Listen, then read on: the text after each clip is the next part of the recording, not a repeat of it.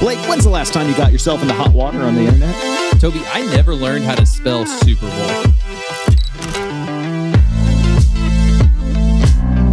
Welcome to the Church Gear Podcast, where we pull the tech out of the booth and onto the stage to share the most outlandish stories and hidden wisdom from the tech trenches. And now, here are your hosts. I'm your host, Blake Hodges, the man who says every year how excited I am for the Super Bowl. And I'm here with my co-host who would never confuse an NFL stadium for a bowel, Toby Walters. Are you legit? Like, is that true? Because you are supposedly an NFL superfan. And a really bad speller. It's not every year, but many years I always say Super Bowl. And I'm stubborn too. So then people are like, oh, Blake, you're wrong. And I'm like, oh, I don't really care. Let's talk about the Super Bowl Bowl. Do you know how to spell Taylor Swift? Yeah, of course. Do you know how to spell Taylor Kelsey? Oh, listen, I will punch you in the face. It is going to be Travis Swift. If she changes her last name, it would be the dumbest branding thing. What if she like the hyphenates? Cracker Barrel thing? Nothing in comparison. What if she hyphenates? That's fine if she puts Kelsey in front and never says it. Now, it's an interesting, this could be a whole other podcast on like brand conversations, but if he becomes Travis Swift, now granted, he's going to retire from the NFL soon-ish, and he could have, because he is now, you know, tied to Taylor, he could have a whole nother like career that was even bigger than Kansas City Chiefs. Tech, yeah, he could. But I know. We're talking about the Super Bowl. So The Super Bowl. Or no, wait. Toby, you had something about putting your foot in your mouth. No, that was our last podcast. So, wah, wah, good job, Blake. And funny little aside on Super Bowl, I realized as I was writing my book, which we have a series coming up on, that's a little teaser, but I didn't know, is it one word? Is it two words? Do you capitalize one or both? And so, do you know whether it's one word or two words? I don't know. I just know that legally you can't use it in church advertisements for a get-together or you'll get in trouble. You have to call it the big game. But you can reference the Church Gear podcast in your church things. So go ahead and do that instead. Some people have accidentally put us up on screen on Sunday mornings. That is true. So I got myself into I didn't even know I was getting myself into hot water, but when I was invited to be a guest on Amplio's podcast, Sunday's Coming, that's what it's called, right? Yep. Yes. I love those guys. So I'm sitting with Caleb, and we're talking about, senior leadership, lead pastors. And I made the reference to kind of like how I am here at Church Gear. Like, I'm a visionary. I have lots of ideas. I have a lot of vision. Yet the rest of the crew here at Church Gear is running around like goats on crack, trying to like enact all that vision because there's just no clear execution of what's a priority, what do we focus on, how do we make all this happen? So and how do we just ignore all of the things that Toby said so we can actually make some money? Yeah. Which kind of is my theory that you guys kind of like encourage me to write a book. You're like, as long as Toby's writing a book over here, he's not going to bother us in our work over here. But I said that every good pastor needs like a pastor translator for the rest of the staff. And so they clipped that and they put it on social media. And there was a lot of upset people because they assume that, and wrongly so, I will tell them, that a pastor should be able to do all that. That's his pastoral duties, to pastor his staff and to have the vision. And I'm like, man, at some point, everybody's just one person. Oh, if you look at the comments on social, it's always like, well, why is there even a paid tech person? Yeah. I volunteer at my church. Shut up, Susan. Because they're working 50 hours a week. How about you go back to scooping the litter box? Wow. You got a little emotional right now. I get really mad that everyone assumes that no one should have a paid job at church because I'm like, clearly you have never seen a stupid people. Do you also get really upset when people are like, oh, Travis and Taylor are just, it's all for show. It's all for marketing. And you're like, no, they're really in love. Oh no, brother. That was me. I was saying that was the case. And I think that they just accidentally were like, crap, we kind of like this. Yeah. We're a stereotypical American couple. Let's get married. And here we are. They're both really tall and really good looking. So like, I feel good for them. They found somebody that matches. I'm just sad that her rock looks awful. Looks awful. Are you crazy? It's a gaudy piece of costume jewelry. The bigger a diamond is, the more dumb it looks. Like there's no style to it. It's just a giant rock. Is that also a fit theory of, podcast co-hosts? Because you put on a few here, Blake. You're getting dumber by the pound. Well, to weigh in on this topic to decide if more pounds equals less intelligence, the chief of staff and kind of our executive pastor here at Church Gear, Brian Deshawn. Yeah. Welcome to the podcast. Thank you. I've had so many comments just on your banter. Would you like to interject a few? Well, first of all, this is a pastoral translator. It is like when I started working at my church, my next door neighbors said, "So what do you do all week?" And I said, "Well, I have a job." And they're like That's all you should have said. and they're like, "You fill up your entire week working at a church? So what do you do on Sunday?" And it's like, "I work at the church on Sunday." "So what do you do Wednesday through Friday?" And I said, "Well, I have Fridays off." That really confused them. But yes, I've been there before. People don't understand that church is also a vocation. Like, it takes a lot to run churches. You mean it's not just volunteers running like funny. Elevation Church? You mean that's people work there? This is you stumbled on my soapbox. These people. Do you want to step up there for a minute? You got a platform here. It's called the Church Gear Podcast. I don't want to step up onto it. I want to curb stomp them onto it. But that wouldn't be very nice. This episode is to recap our executive pastor series, and that was a hard shift from murdering internet commenters to let's wrap up this series. But yeah. And I thought it'd be fun just to use the analogy of Church Gear because, as you alluded to, Brian kind of acts as the executive pastor here at Church Gear. 100%. And you have some fun analogies. One of them is that I'm a speedboat. And I love to be out in the water, revving my engine, feeling the wind in my face, like having a good old time. And then I look back at the cruise ship that is Church Gear. Which you built. Which I built. Like, you built the cruise ship, so it's all your fault. But I'm very frustrated that the cruise ship can't move and turn and rev at the same speed I can. Right. So you're what, captaining the cruise ship? Yeah, my job is to keep an eye on you, make sure you don't get too far away from us, and then help the rest of the crew. Hey, Toby's kind of going this direction. Let's start shifting our boat that direction a little bit. And then when you zag, I say, ignore that. We're going to keep going this direction because Toby will come back to us eventually. Or let's just wait and see if he keeps zagging. Yes. Yeah, you guys want a snack? Right. We're going to put our cruise ship in park for a moment. Yep. And we're going to float until see where he wants to pick back up. Yeah. And I think this is very much what an executive pastor, depending on where they fall kind of in the spectrum of more operational or more creative, like they very much do that. Yes, I agree. Because how many times do you have to stand in the gap, sit in the gap, whatever you want to do between Blake and I? Swim in the gap. Oh my goodness. Swim in the gap. Yeah. Because Blake freaks out because I have a new vision and he doesn't get it. I believe, in England's mind the gap. The gap's like that. You guys have a chasm. So it takes me sometimes a while to get back and forth between that chasm between you two. I've said before, you guys should go to counseling, and I want to participate in that. You are our counselor. Oh, okay. That's, Well, Is that not officially on your job description? Because we can just I add don't it think now. so. Yeah. I just read my updated bio for the website, and there's nothing in there about counseling. Maybe we should It add wasn't that. updated. That's why. Oh, wait a second. This podcast was just a Trojan horse for the counseling. Yes. In which this whole series was a Trojan horse to really learn about that exec pastor in a safe environment. And we're going to wrap it with 10 takeaways from the 10? series. 10? Dang. There's 10 takeaways Man.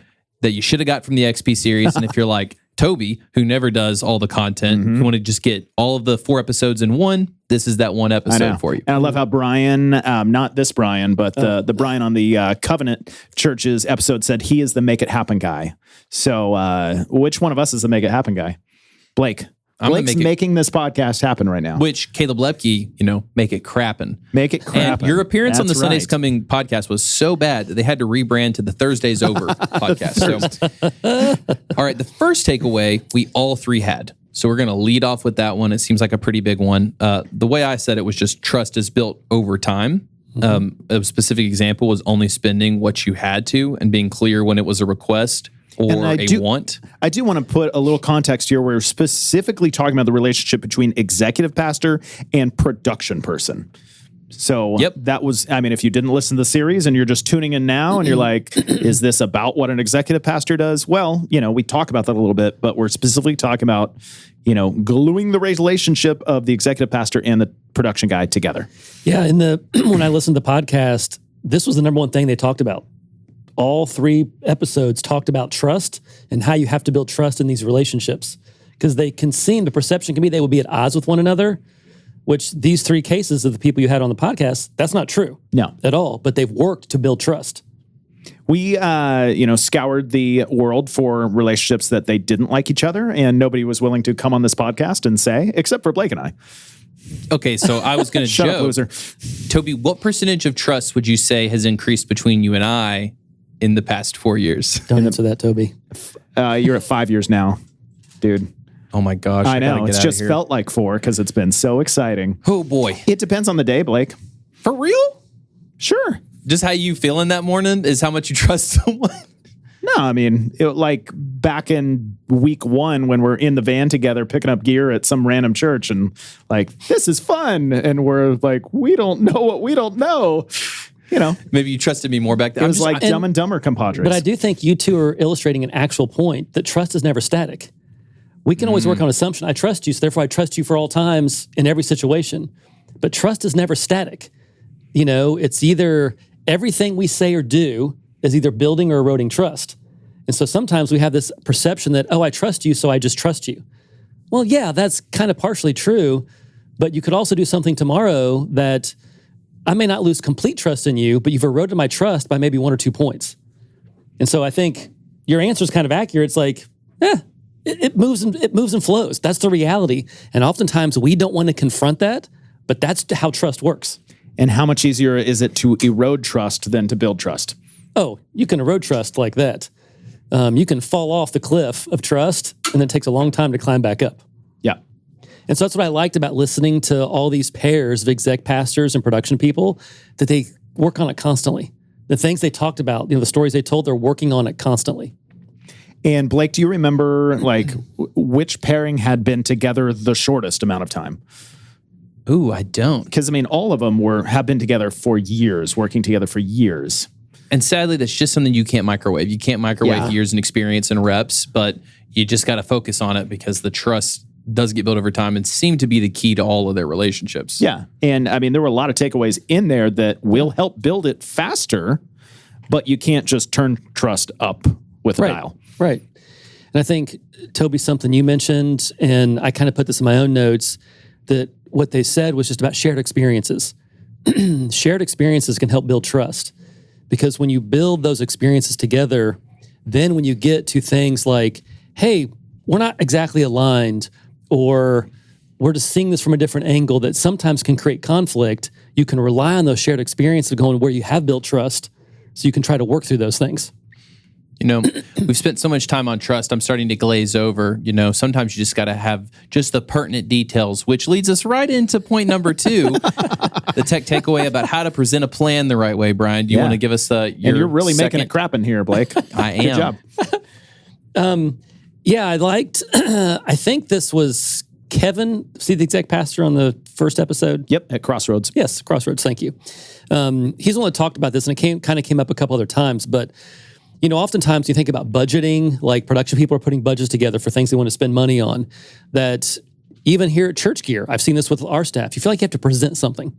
Like, I've got to come up with my bullet points, I've got to have my PowerPoint slides, all that stuff, because the more I can share, I've got to convince them I'm right. And this is the right way to go. And so when you put all that details together, I kind of say you're then forcing somebody to say yes or no. Well, what if it's a no? Like to your entire presentation. So I liked what they talked about is I think Kevin's one said this, is don't give me all the details. I don't care about makes. I don't care about models. I don't care about series. I don't care about any of that.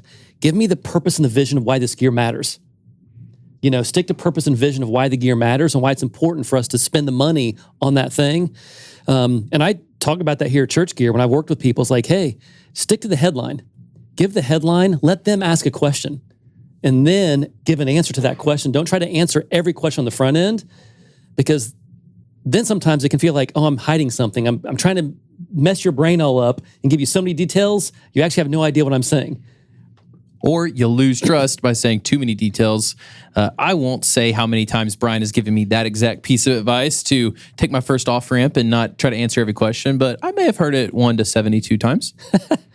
And I think there's also a balance of that is always true to a degree, but then also know who you're presenting to. Yes. So here at Church Gear, I mean, a funny example, Blake, is when you presented, we want to buy this content creation package with cameras and gear and, you know, everything.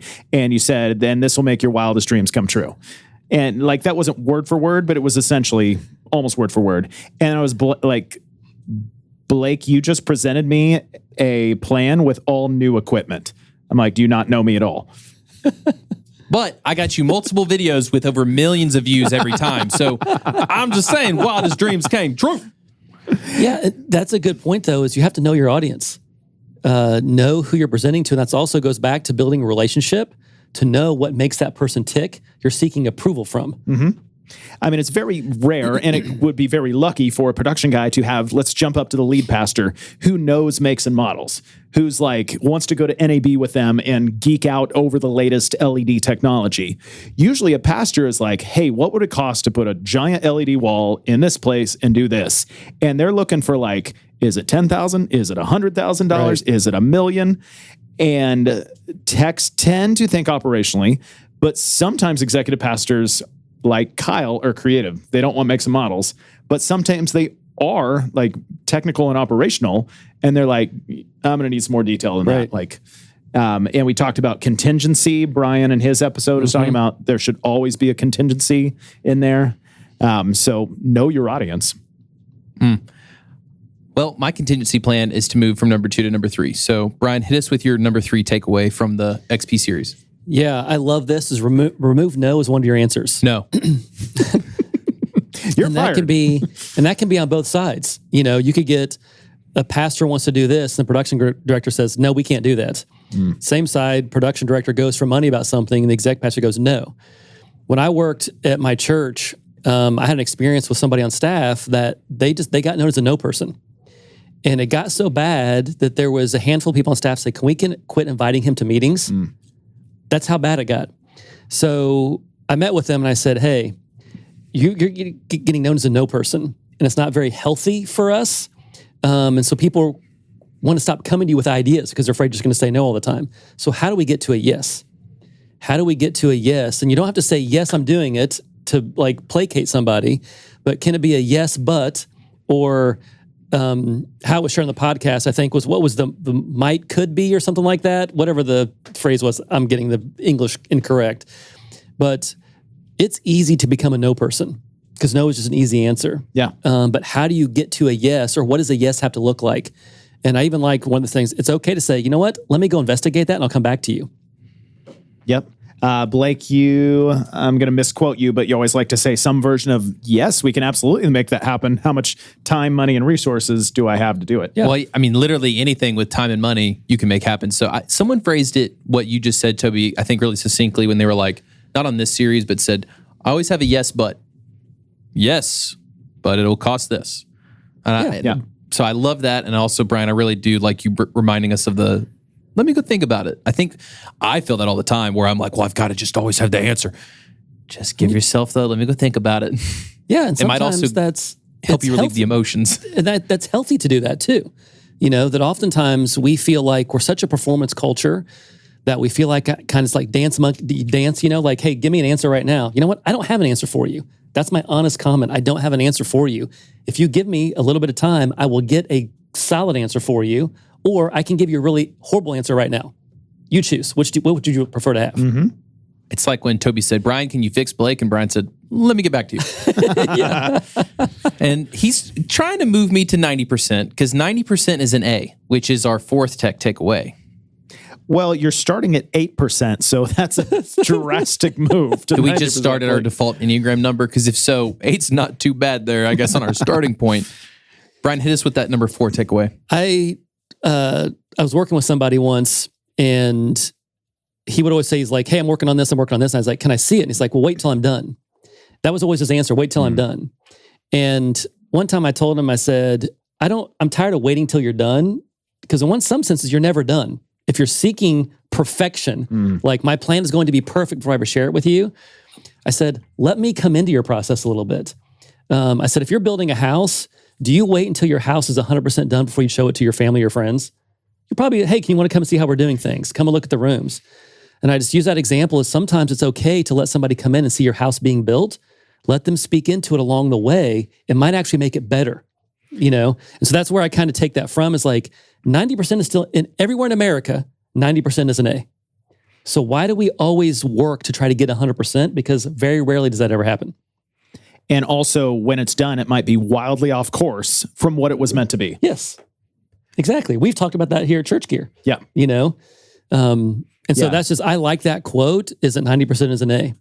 Take like step 1 and 2 and then get back to your leadership and say, is this what you meant? Yes. Yeah, exactly. Well, in the law of diminishing returns, I think about that all the time when I hear someone telling me how good a piece of gear is. I'm like, is there more than 3 people in the room that are going to know or hear that difference? Right. Because I think that was part of why they brought that up. Is I'm going to harp on this for a while because I thought the point was so good, where it was like, this is the second they knew someone that was the second best sound system behind Elevation, and he goes, "Bro, do you need that? Yeah. Does your church need to have the second? That's a completely subjective thing too. Yeah. Yeah. And it's kind of like that. I totally believe we should all be in pursuit of excellence. We should constantly be in pursuit of excellence. But I would almost argue that perfection's a bit of a myth. I don't know that it exists. Mm-hmm. Yeah, you can do some perfect things every now and then, but perfection, I would say, is a myth that we create in our heads. Like, I can't do it until I'm perfect, or I need to be perfect. No, you don't. And all that little perfection costs the most money. Yes. It's like yes. If we're talking microphone specific, a 90% microphone is $100. A 99% microphone is $10,000. Right. You're spending astronomically to get the tiniest extra percentages. Yep. Well, and Toby, plug your ears. Brian, I'd say that an example here at Church Gear is like, you know how much a Church Gear was built on the way down as we were jumped out of the plane and didn't have like a plan? Mm-hmm. That's why I'd never be a business owner. Toby's comfort with 30% and let's run, like Church Gear wouldn't exist without that philosophy. And so I really like it being applied to production. Like that 90%, that's real good. Maybe we could even lower it a little bit. And if we did lower it, we might have to have a couple solutions in case it went wrong. Brian, hit us with tech takeaway number 5 about having multiple options. Yeah, I thought this was really good, that there can be many times if you're working on a project yourself or you have an idea that you wrestle with it, you wear it down, you get it all right, whatever you think right is, and then that becomes your solution. And then what happens in your psychology, you say, well, now I've got to convince everybody my solution is right. And so you go I might go to Toby and say, I've got an idea I want to talk to you about. Well, I'm convinced that idea is right, so I'm going to keep talking to Toby until he agrees with me. When in reality, it's about kind of leaving space, like leaving space for the other person, is not trying to force Toby into saying, well, I don't like that idea, so the answer is no. How do I go into Toby and say, hey, I've been thinking about something. Here's 3 ideas. Let me talk about all 3 of the ideas. Which ones begin to resonate with you? And so I love that. Is just don't come with one solution. Period. Toby, yep. I'm going to put you in the hot seat. Great. You're not the exec pastor, but exec pastor and pastor can be very similar in these moments. Like, does that ever bother you? Do you ever notice that when you only get one solution brought to you? Does it give it easier for you as a founder, as a business owner to have multiple?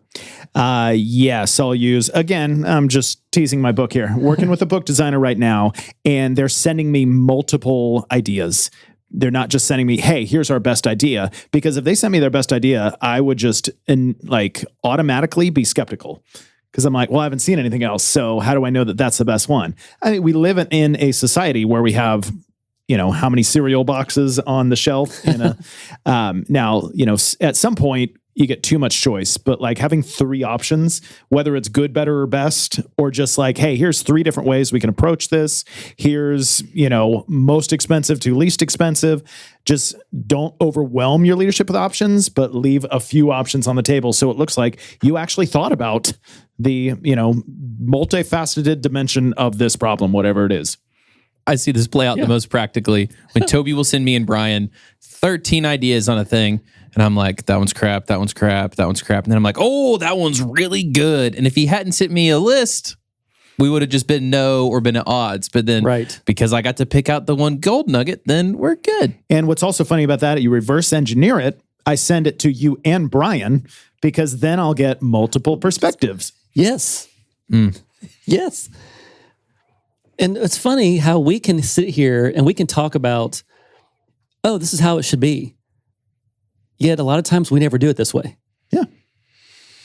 That's all. That's a whole other, I don't know what podcast that is to talk about that, but it's like, why do we know the right way and the healthy way to do it, yet we choose the unhealthy way to do it? What's, the official phrase for like, you get tunnel vision on the idea you think is best. And I don't know what that phrase is, but We need some ideas. Blake, what are the ideas, what that phrase is? And we'll pick the right one. Oh, goodness. Toby, also, your tendency is you keep looking back and forth, so keep your mouth on the mic because I'm losing you just a little bit. Oh, great. See, if we would have spent $10,000 on the 99 mic, this wouldn't have happened. Oh, my gosh. Just saying. All right. Well, I think, we might need some new gear then. So, Brian, how about you hit us with tech takeaway number 6? I'm not a gear person. Blake, neither are you. What? Toby's a mid-level gear person. That's generous. Yeah, Maybe. very generous. Are you 8%? Yeah. Blake and I are like 0%. Pretty much. Whoa. Okay, you're 1%. I know. Anyway, but I love this. So I like this, even though I'm not a gear person, is new gear doesn't always make you operate with excellence. It's just new. Mm-hmm. That's a great quote. Sometimes we can convince ourselves a new thing is going to make us better, when in reality, we should make that thing better. And I love that, just that perspective. I love to talk to like 10 techs about that to see all their different perspectives of that. But I just like that idea. And also the other side is, are you about gear collecting or doing what is right for the people in the seats? I do think, and this is me not being a gear person in my experience in church, sometimes the gear people get excited about the gear and they forget that the people in the seats are what matters at a church. Nothing else matters except for the people who come and attend and sit in the seats. And how do you make sure that you're focusing on that, and will the gear provide better experience for them? And also the people in the seats are the ones paying for the gear, ironically. Yes. Yeah. I could also think about, we all have this tendency, we like new things. It's in our DNA, like God put it there, and there's nothing wrong with it. But, you put this in this context, you think this new mixer will fix our sound system. Now let's buy it and then hand it to a poorly trained volunteer. Right. Like, no, that's not going to fix your sound system. You're just going to hear the issues more clearly. Right. But we always, we're all sort of enamored with the new thing and not the most useful or the most impactful thing. And we've seen this a lot recently, and multiple churches, they're ordering lights from China. And some people out there are like, and also some executive pastors are like, they don't come with warranties. They're not made in America. Like they could catch on fire. And then these churches are like, no, we got like 10 lights for, $500, whereas you're buying 3 lights for $4,000. And ours might last a little less. Look, again, 90%, but we're saving a ton of money on something that isn't, mission critical, so to speak. Right. Whether our blues are the exact color tone of the other blues. Now, cover your ears there, brand director, in the matching the blues. Yeah, people know not to surprise me when it comes to the colors. Toby asked for our brand colors yesterday evening, and I said, over my dead body. And he goes, so what about over your live body? And I was like, that's funny enough. I'll give you the colors. I don't like surprises when it comes to brand colors and them being used. Brian, why don't you hit us with the next tech takeaway? When you guys asked, the executive pastor, what would they want to tell a room full of techs, and the tech, what would you want to tell a room full of executive pastors? Every executive pastor said no surprises. Every one of them said no surprises. And information can be a weapon inside of teams and organizations. I have the information, you don't. So therefore, I'm right, or I can lord it over you. And so I do think that sometimes any of us, but you like to hold on to the information until it's just the right time. And then if I just lob you all the information, well, you're going to have to say yes, because clearly it's critical right now. But I just liked hearing that. And even me, I'm like, I don't like surprises. As even a leader myself, I don't like surprises. Just give me a heads up, because the heads up might be a 1 or 2. But when you surprise me, guarantee it's going to be a 9 or a 10. How do you feel about that as a leader? Yes. It's like help manage your leader's expectations as far out as you possibly can. So let's take something we all 3 of us know nothing about. Let's put ourselves in the executive pastor's seat, and our tech is talking to us about a video router. This is a critical central piece of our video system. If it goes down, there is no video. Like that's essentially what it is. Right. And it's also the most expensive piece. So if it goes down, it's going to be $60,000 to replace it. If we want to keep limping along, it will be this much. And then let's say finally you get to the point where you put in your new Ross Ultrix, it was $60,000, and your exec pastor just like wipes his brow and says, now we don't have to worry about that anymore. No, it's your job in that moment to say, just so you know, in another 7 or 8 years, we're going to have to do this all over again. So you might want to start thinking about it now. Right. Again, that's helping make sure there's no surprises. Yep. Well, what I love about that is like you can immediately level up your pitch by like not costing you anything. You don't have to spend any extra money. You just need to give as much warning as possible. That's why I learned this so early on when I needed to get stuff done at my previous job. I would ask for it 2 weeks early. So by the time they felt guilty, that's when I really did need them to start working on it. And that it doesn't cost me anything. You just have to think ahead a little bit. Well, it's always important that more often than not, healthier like conversation and dialogue is better when the stakes are lower. When something breaks and it's an $80,000 purchase, the stakes are pretty high. I promise you there's tension in the room of like, okay, we know we have to do this. We don't necessarily want to do this. So how do we figure out how to find $80,000 in our budget to spend we didn't plan on spending? Everyone's going to be a bit short with each other. Tension's going to be filled, in the room. And so, just how do you have the right dialogue when stakes are a little bit lower? And that's just no surprises. That's just an easy thing to live by. And it could be that the executive pastor finding $80,000 is looking at the text saying, why didn't you warn me? Or it can be looking at the deck and be like, thanks for warning me. I knew this was coming. Right. And I also want to reverse that with no surprises that even around here, like people will come to me or you or other leaders and present something or say something or ask for something. And then it's like, they're surprised by the response. You should have known this because you've come with these kind of requests before, and that's how it happened. Like, again, you need to not be surprised with how your executive pastor is going to respond because you built up that trust with those reps. You know how they're going to respond. We sometimes forget that sometimes we're continually making first impressions.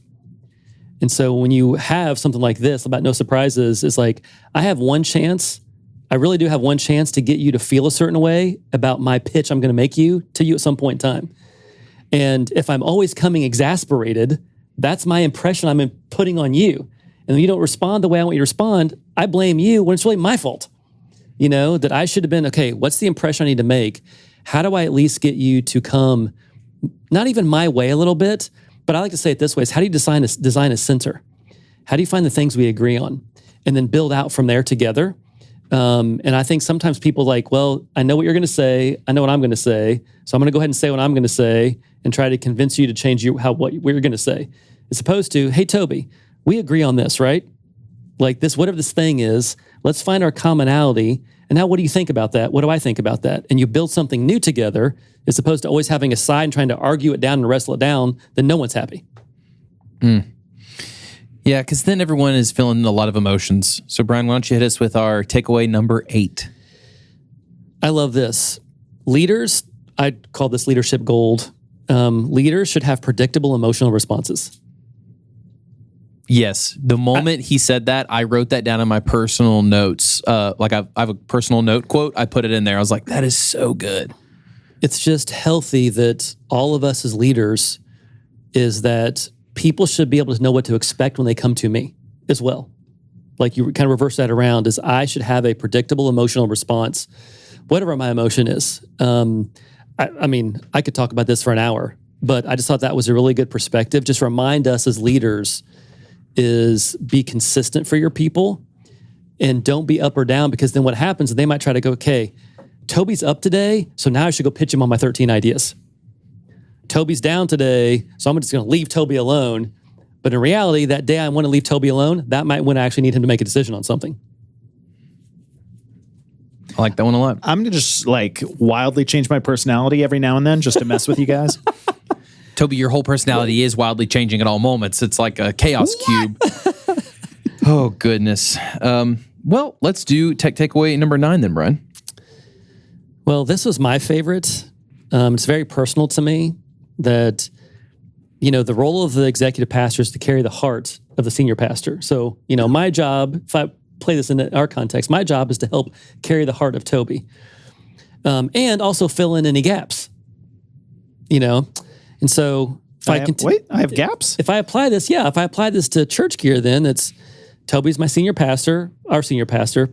Lord help us. But my job is to carry out his heart, his vision, but also fill in all of his gaps. Blake, you think you have job security? I've got job security for a year. If I got to fill in all of Toby's gaps, that job is never done. Are you telling me that Toby looks like Swiss cheese? Yes. Oh, a lot of boy. holes.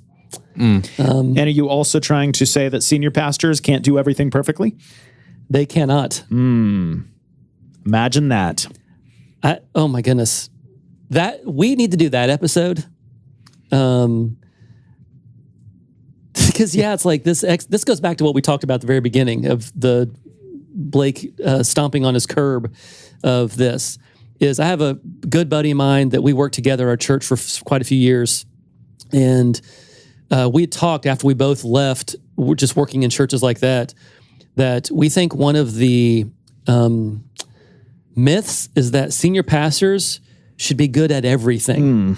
That they should not only be the most gifted speaker on staff, they should be the best leader on staff, they should be the best at finances on staff, they should be the best organizer on staff, they should be the best creative on staff. Pick anything. They should be the best at all of it. They should be the best counselor on staff. No. That only works at Church Gear. And that person's Brian. But God doesn't gift people that way. So why do we assume that whatever a senior pastor is, they have all the gifts? I've known administrative senior pastors. I've known gifted speaking senior pastors. I've known lots of different styles. I'll say it this way, the judgment on senior pastors to be able to do everything as well as everybody else is foolish. And even, I'm going to say something perhaps blasphemous. Jesus probably could have done it all of his own, but he chose to have 12 people to help him. So why do we think senior pastors should do their job all alone? That's really good. All right, Toby. Like the Infinity Gauntlet, you got to have all the stones in it. You're bringing the last stone. You're bringing tech takeaway number 10. So bring us home with the final takeaway from the XP series. And apparently I wrote this and you guys really liked it, but I didn't remember writing it. So it could have been AI. But Toby, I just I'm gonna assume take credit everything for it. at this point from you is AI. I mean, I'm going to do what I do always and just take credit for other people's work. Toby, I really believe if this is not about genetic engineering, but if you could have a Toby AI, you would choose to have one so you could just go be Enneagram 7 everywhere else in your life. Yeah. At this point, does your computer kiss your wife to sleep at night? Yes. No, that's part of my Enneagram 7, being with my wife and kissing her. Oh, goodness. We're getting off the rails. We're getting off the rails. I'm getting onto the rails. All right. Might have to cut that. Keep going. No, keep going. All right. Number 10, when trust, communication, and planning come together, the whole church benefits. I like this as our final tech takeaway from the XP series because it really feels like the encapsulation of all of it. Yeah. Do I have to explain further, or does the quote Toby's speak for itself? like, oh no, he's panicking. He's like, I don't have AI to expound. I would say it this way. That's a really good sentence that you or somebody else wrote. Sure. I don't know. Or something else. But why do you believe all that is true? I mean, those felt like the three defining themes of the episodes, the most important that, you're not going to have one without the others.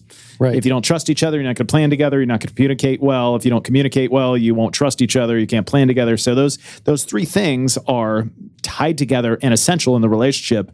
And again, when those are working well together, the entire church will flourish. Communicate your plans with high trust. Sure. That was my Blake GPT. Yeah. And I'm very scared of Blake GPT. Oh, goodness. Yeah. Man, that AI will destroy the world. Well, no, it'll be too busy eating white By cheddar the way, popcorn. I was sitting in a public place working yesterday morning, and there was a table next to me, and they were older than me. I'll just say it that way. Be polite. And I heard one of the ladies, they were talking about AI, and I heard one of the ladies say, so what's up with that chat gypped thing? And I thought, it's like, what is chat gypped? Oh, GPT. Yeah. Chat gypped. Oh, my gosh. There you go. I mean, I feel like when it hallucinates, I'm like, chat gypped me. Right. Chat gypped me tea. Okay, so those were our 10 takeaways for the XP series, but there was, this is kind of the final, the last call, as we'd call it in the bar scene. If there's anything else you want to say, I would just, in mine for that would be that when me and Brian were talking on the phone last night, gossiping about Toby, planning for this episode. It's fine. He was like, none not every, like none of the pastors had any conflict. And then he also goes, not every church has the same setup. Sometimes the tech person is also the worship person. The XP is also this person. And it's like, it got so confusing that I was like, I hope this helped someone or anyone. So I just give that lens that this was directly church tech to XP. You might have to combine the things. Well, all of these principles work for working relationships. Yes. Whatever your leadership above you is that you're trying to develop a healthy relationship with, all of these principles apply. Yeah, context matters, but some of our takeaways, and these aren't just come out from our brain, this came from the people who are on the podcast. These are truisms. It's no surprises, works for whatever your context is. Knowing how to not know be your first answer applies to any context. Trust applies to any context. But at the same time we also have to realize there are other contexts. And while I think the 6 human beings that are on the podcast for these 3 episodes represented what health can look like, not everybody is healthy. And sometimes people might try to figure out, how do I get healthy if my executive pastor is just, I don't want to say anything about executive pastor, but like, I can't talk to my executive pastor the way that they talk to theirs for whatever reason is in your context. If that's the case, I'd say find somebody who does have a healthy relationship, begin to learn and figure out how you can be healthy, whatever your context is. And I think it's not 100% true, but most people in leadership in church, if you approach them and say, hey, I feel like there's some tension in our relationship, how can we move towards trust? I think that just starts to break down walls, and then you can move forward. Yes. Well, this is normally the episode where we start to move to plugs. If anybody wants to plug anything, I actually have 2 things I'm going to plug. I never plug anything. Okay. I'm going to plug the series and say that if you're in that moment that Toby and Brian just described, send this series to your executive pastor and be like, hey, can we listen through this together? Talk about it. Second thing I'm going to plug is we've got other series. We've got the Church Tech and Pastor series. Yep. And we've also got the Church Tech Pay series. Don't send that one to your XP. That's passive aggressive. And the third thing I'm going to plug is churchgear.com. If you need any gear, we got you at churchgear.com. You guys want to plug anything? I'm going to plug fantasy football since we're like right into that season now. And I'm feeling very good about my chances this year because I'm actually going to engage every single week. We should have used this as an intro story, but should we just say it? Toby couldn't get into the app on his phone. Yeah, I got locked out of the app. And he's like telling me this in November, I think, or late October. I go, Toby. I missed at least 4 weeks of doing any It was more than 4 weeks, 6 I think. weeks, maybe. I was like, Toby, just use your desktop, brother. And he was like, I can use my laptop. I can use my desktop? My laptop. Okay. Don't argue with me when you couldn't get into the account. Toby, but once I got into my laptop and ignored your desktop comment, I was like, oh, I can log into the fantasy football app on my laptop. Toby, try again. I lobbed you a softball. Come on, plug something else. Churchgear.com, my upcoming book that we have a whole series coming out. There you go. In another week or 2. Gracious. I've teased it, 3 times now? Well, yeah. Okay. I know. Brian, you got anything? I like it when you tease me. Thank you. Okay. And that's how to have a healthy relationship. Oh, boy. I know. You're getting hot over there, Blake. Tell your XP to cut it off before you get to that point in the pod. Brian, any final words? I just think for everybody, it's just, even when I was listening, just reminding me things of how we need to continue to build trust here at Church Gear. And I think just be willing to be open. Typically, it takes about, maybe 7 seconds of courage to actually say, hey, I need to talk to you about something. That's not even 3 seconds of courage just to say that line, So I just think go back and listen to these 3 episodes and find your own takeaways and find some things that you could talk to anybody you work with in your church context about, hey, I think we can have a better relationship. I want to work on it together. Well, we hope this helps you and your XP's relationship. And if it does, reach out. Let us know how it went. Thanks for listening. Thanks for hanging out with us. We hope to see you back next week for more absurd stories, tech takeaways, and overall buffoonery here at the Church Gear Studios. Okay, Blake, so Brian talked about job security, but we've already kicked him off the podcast. So I guess you have a little more job security because nobody can malfeasance on a podcast like you can? See, AI is not allowed to say a certain list of words. When we were in Dallas, I was so bored at night. I was asking AI, I was like, what can you not say? And I can say those words. So I'm kind of, you're stuck with me, Toby. You need me for that word bank. Yeah. I was rewriting some of the bios for the website at Church Gear for all of our team members. And then you asked me to rewrite yours meaner. And so I tried to use AI to help me rewrite it meaner. And AI straight up told me I cannot engage in this because it was way too inappropriate. So learn from us in this moment that, as me and Toby spiral down, spiral up and send this episode to your XP, listen to the whole series together, and send it to a friend who might need to work on his relationship with his XP because it could help him out. Yeah, and if you can jailbreak my AI so I can properly make fun of Blake, please reach out and help.